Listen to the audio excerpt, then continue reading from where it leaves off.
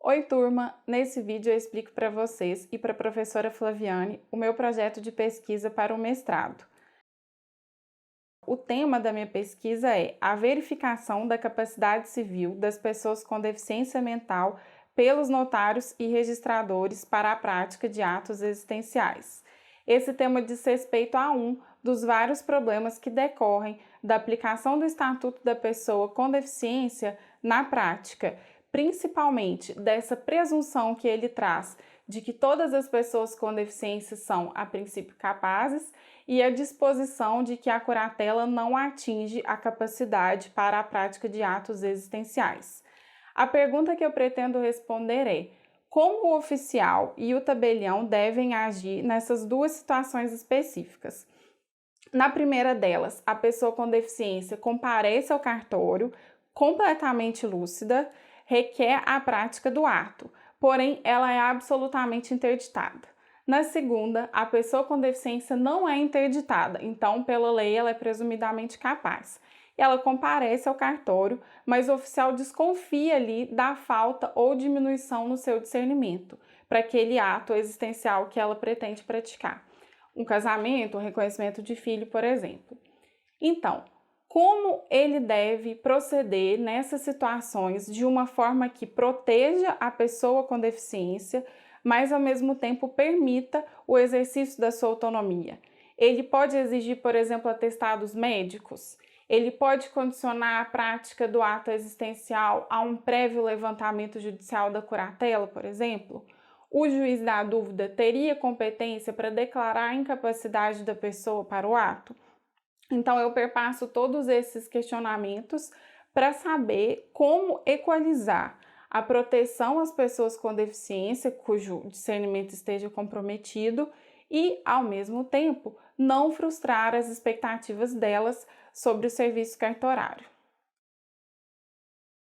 A minha hipótese é a de que o oficial só pode negar a prática do ato em duas situações. Uma, ele verifica que a pessoa não tem nenhum discernimento, mesmo que ela manifeste mecanicamente uma vontade. E a outra, se existir uma decisão judicial baseada em laudo de equipe multidisciplinar, declarando especificamente a incapacidade da pessoa para aquele ato específico. O problema é que a minha hipótese parte de duas defesas que eu vou ter que fazer e que vão contra atualmente o que está na lei.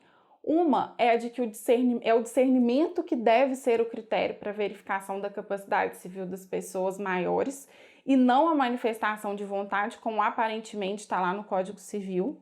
E a outra é a de que, mesmo a lei afirmando que a curatela não afeta a capacidade das pessoas com deficiência para a prática de atos existenciais, é possível que na prática se verifique que a pessoa não tenha o discernimento mesmo nem para aquele tipo de ato e que isso seja atestado pela equipe multidisciplinar.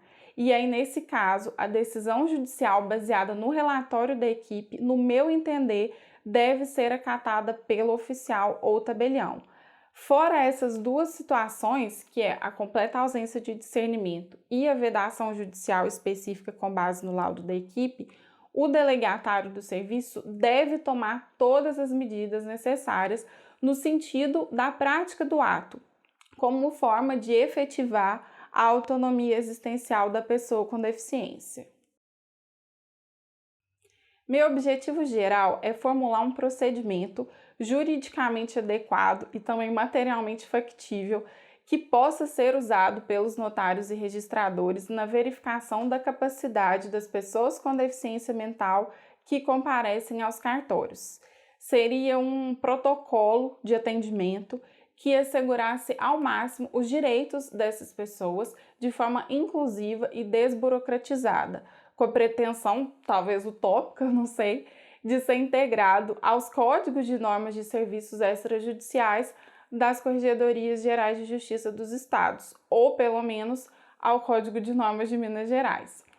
Os meus objetivos específicos são o caminho que eu vou adotar para a formulação teórica desse procedimento. O primeiro é apresentar o estado da arte sobre o assunto estudando a regulamentação legal, tanto no âmbito da legislação ordinária quanto das normas das Corregedorias Gerais de Justiça de todos os estados do país e do CNJ. E aí eu pretendo fazer um paralelo entre elas, tentando identificar possíveis antinomias.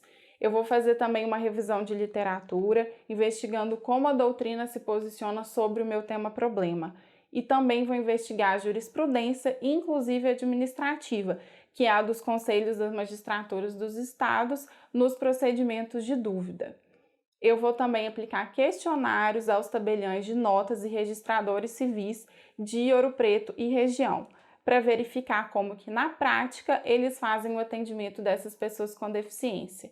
E a partir de tudo isso, eu pretendo elaborar uma proposta que possa garantir o exercício da autonomia das pessoas com deficiência e dar uma solução prática para o meu problema. Minha pesquisa tem matriz interdisciplinar e eu vou me valer de 2 marcos teóricos. Um para as conceituações de direito civil que eu vou fazer e outro para o direito notarial e registral.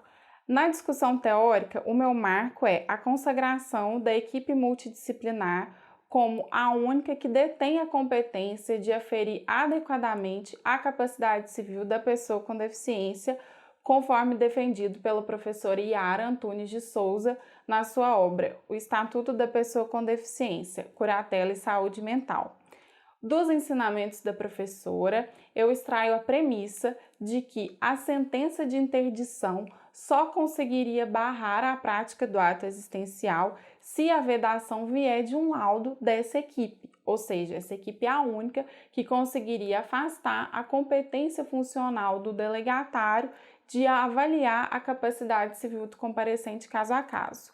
Na vertente do direito notarial e registral, eu vou usar de marco teórico as próprias normativas extrajudiciais, que são atos secundários das Corregedorias Gerais de Justiça e que regulam o serviço de notas e registro em cada estado.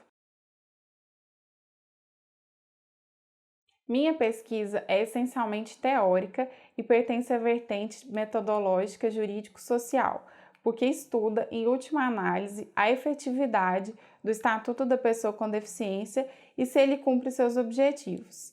É de cunho qualitativo, com a consulta a fontes primárias, leis, atos normativos e decisões judiciais, e secundárias, o levantamento bibliográfico que eu faço da doutrina.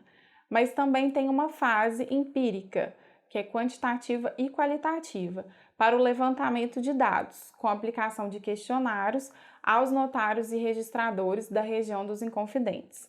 Os tipos metodológicos utilizados são o jurídico compreensivo, nessa decomposição analítica que eu faço sobre o problema, e o jurídico propositivo, porque eu proponho uma solução prática que almeja, inclusive, a positivação. A relação da minha pesquisa com o nosso programa de pós-graduação é de que eu trago uma proposta de reconhecimento de sujeitos ocultados.